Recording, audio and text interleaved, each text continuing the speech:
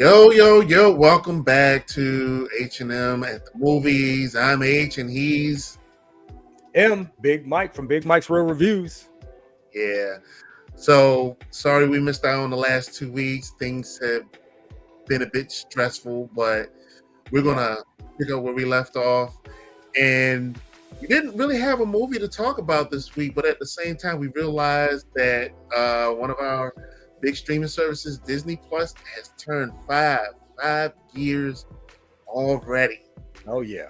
And matter of fact, let's start this off.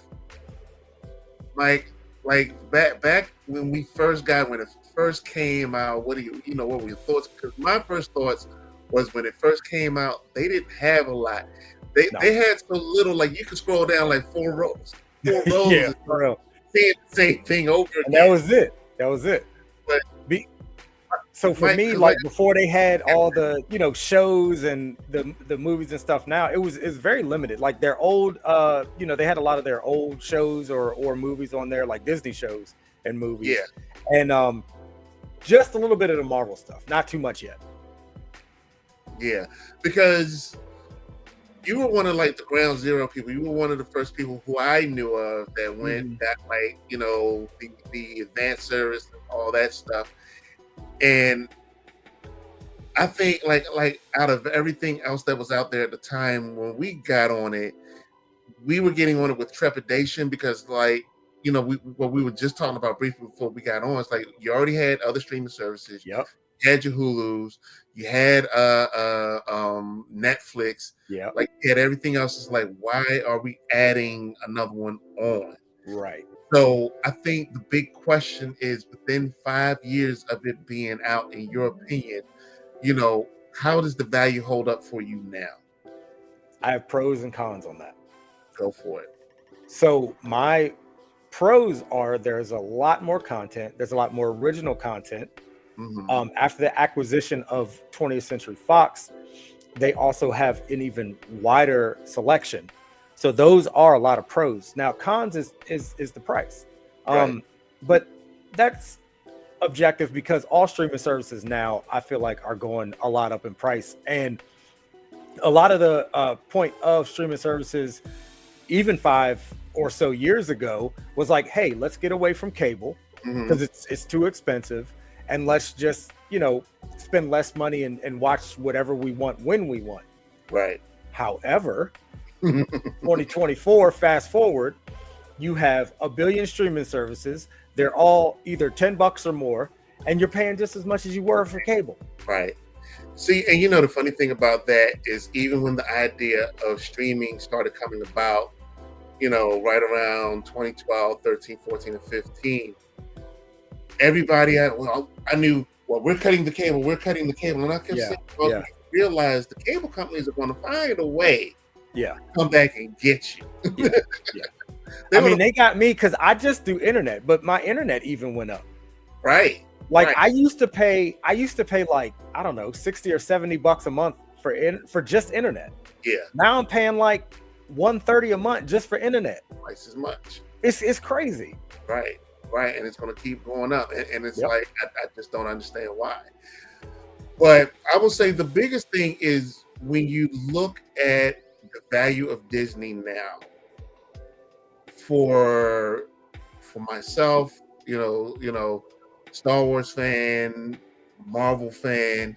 Yep. There's nothing else like it right now. I mean, they and giving Disney credit where credit is due, they have had a lot of big successes with their shows. I mean, The Mandalorian was like the biggest thing that came along. Yeah. Quite frankly, I think The Mandalorian is probably the best told set of Star Wars stories without Skywalkers popping up. Yeah. Without any force. Well, you do have force sensitive because you have Grogu, but it's not solely based on like Sith or Jedi or whatever like that. Right. And the Marvel content. Here's the thing. Hit me. When the Avengers came out, all the way back in 2012, and then they decided to come out with Agents of S.H.I.E.L.D. Yeah. Agents of Shield basically was just a name dropper for whatever Marvel movie things were Yeah, next. it was kind of like not a villain of the week necessarily, but Right, it was like, let's set up the next Marvel movie in a right, month, and then after the movie came out, they would like tie it in and right. It tie was like him a way into the to movie. Yeah, right. And when and I just kept saying to myself for the longest time, put it this way, it's not like Agents of Shield was bad. It wasn't Mm-mm. bad, No, but I had been saying for like the longest time, it would be nice if ABC, who owns Disney or Disney owns them, however that all that works, they all yeah, in the cahoots. yeah, But I kept saying for the longest time, it would be nice if someone finds a way to, instead of like just tiptoeing around the Marvel universe, have shows about the Marvel universe. right. So when did Disney acquire ABC? Oh my God! Don't even get me the line. It had to have been somewhere after 2016 or 2017. Okay, I all know right, it's been a while because remember the only other time beyond that you was getting anything that was distinctly Marvel was all the stuff that that, was on Netflix. yeah. You had your Punishers, your Daredevil, Mhm. and Iron Fist. And that was the grittier side of Right, the Marvel universe at the time. right, right.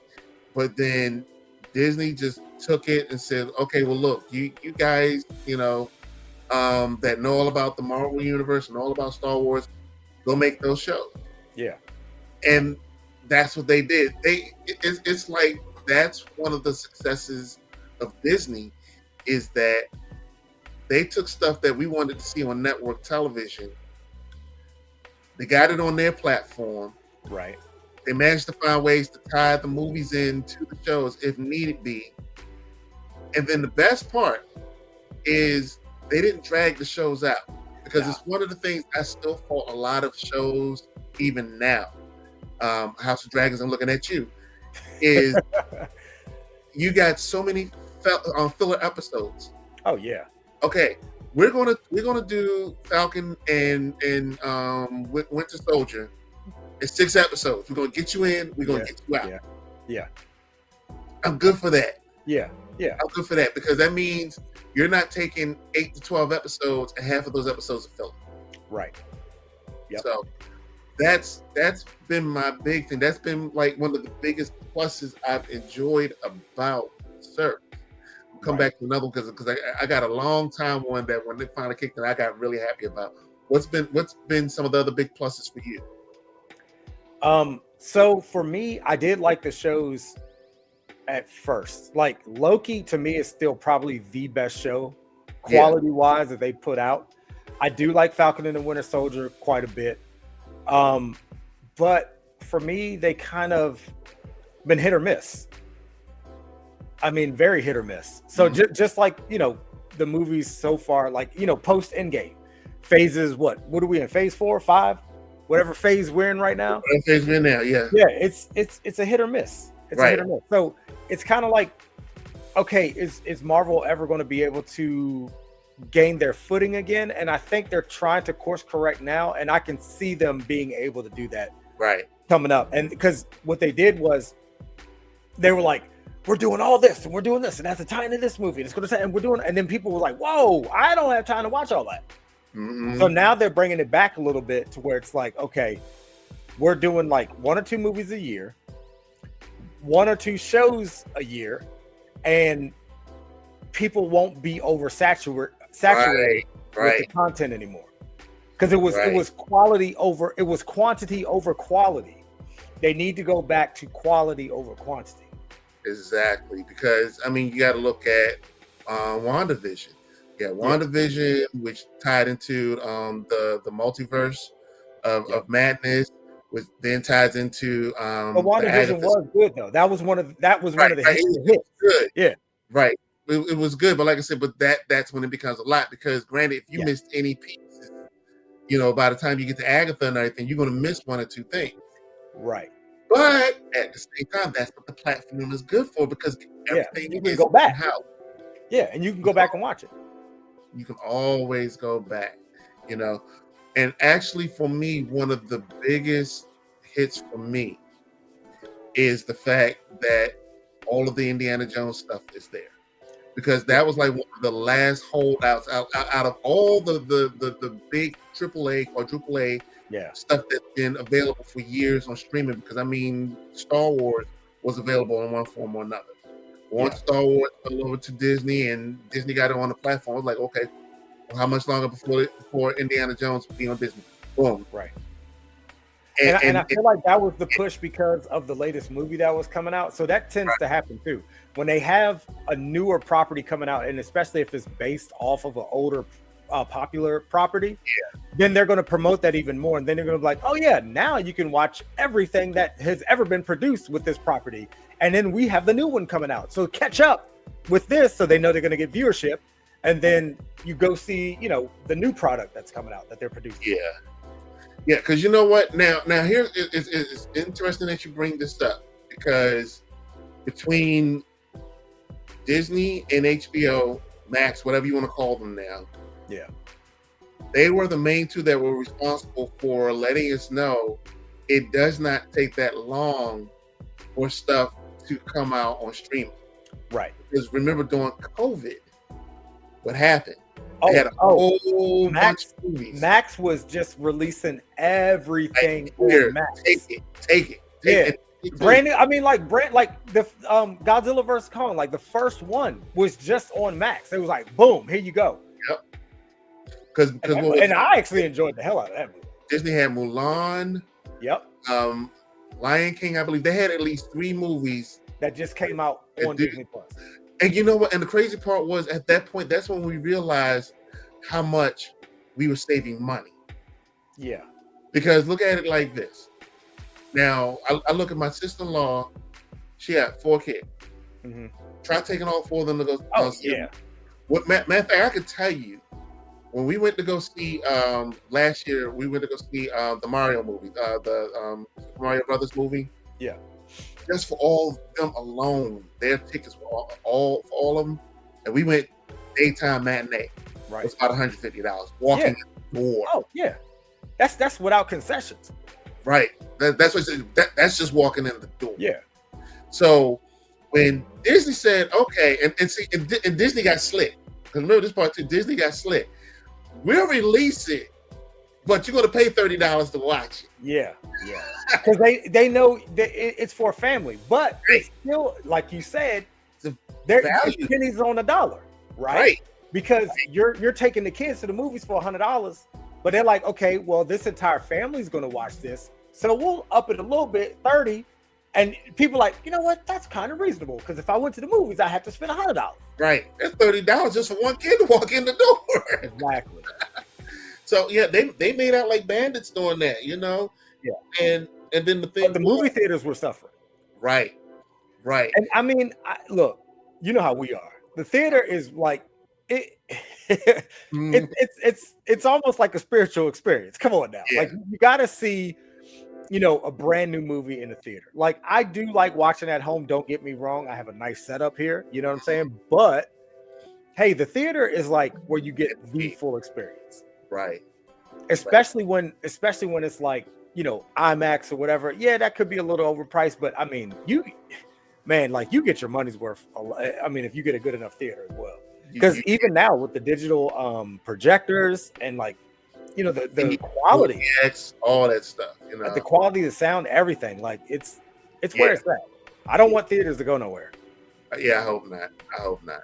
So let me ask you about this one last thing before we wrap up. What are your thoughts on them integrating Hulu into? Very smart. Yeah, smart. It's still interesting because sometimes I still get a kick out of seeing like the bear sitting next to Goldilocks and the Three Bears. Yeah. Like, okay, 2 of these things don't go together. Yeah.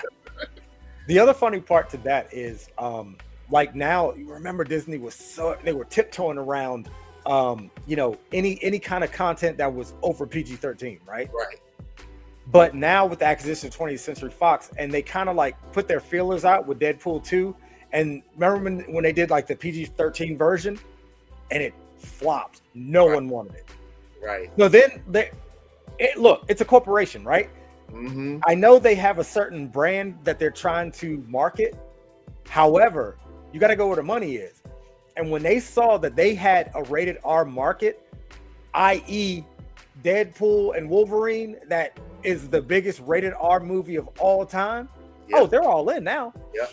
But what is also funny is if you look at it overseas, Disney Plus and other streaming services, like you can find pretty much any and every movie, TV show, whatever. It just depends on what location you are in the world. Like for the US, it's very limited. Right. But in Europe, Disney Plus has like a huge library. Like if you have a VPN, you can watch pretty much anything on Disney Plus. That's what I always find interesting when I travel and I go to other places. Once I get locked down in that country, I go to all, they're like, oh, this is on there? That's on there? Yeah. Yeah. And I think that's probably one of the minuses of any streaming service is who has the rights to certain shows. This is why I don't like the whole rotational system every month. Well, this movie's leaving this service. This movie's going to go over to that service. And because it's like you're playing whack-a-mole or musical chairs with whatever franchise, unless it's one of their properties. Right. Like for instance, you're not going to find Bond outside of MGM. No, you're not going to find Harry Potter outside. Well, actually, WB. No, well, WB owns that, so that's WB, Max. So you're either going to find it on Max or you're going to find it on Peacock. Yeah. So there is that. So. And also, like I said, even with the rated R thing now, and they had the acquisition of 20th Century Fox. It's funny. Did you see they're advertising now? What's coming to Disney Plus in I think the end of the month or early December? Which is Alien Romulus. Yeah, can you imagine, dude? Like Romulus is going to be on Disney Plus. That's mind blowing at this point. And one other thing too, if no one's been paying attention, this is their lineup as of now, right now for 2025. You got Alien Earth, you got season 4 of The Bear, you have season 2 of Andor, Chad Powers. I need to look that up because I'm not 100% sure what that's about. Daredevil Born Again is coming in March. And that's supposed to be really gritty as well. Yeah. And Ironheart's coming in June. Percy Jackson of the Olympian season 2 is coming in. Season 1 was actually pretty good, by the way. Yeah, it was decent. Yeah. And Star Wars Skeleton Crew should be coming next month. Okay. Yep. It's a lot of stuff out there. So at this point, we're going to get it out. Hopefully, by this time next week or somewhere afterwards, we'll be hopefully hitting you all up with our take on Gladiator 2. Yep. So before we head out, tell them where they can find you. On all social media outlets at Big Mike's Real Reviews, REEL, as in a movie reel, Big Mike's Real Reviews. All right. And you guys can find me at Harry's Cinematic Universe. And that's out there on Instagram and TikTok. And for now, we are out.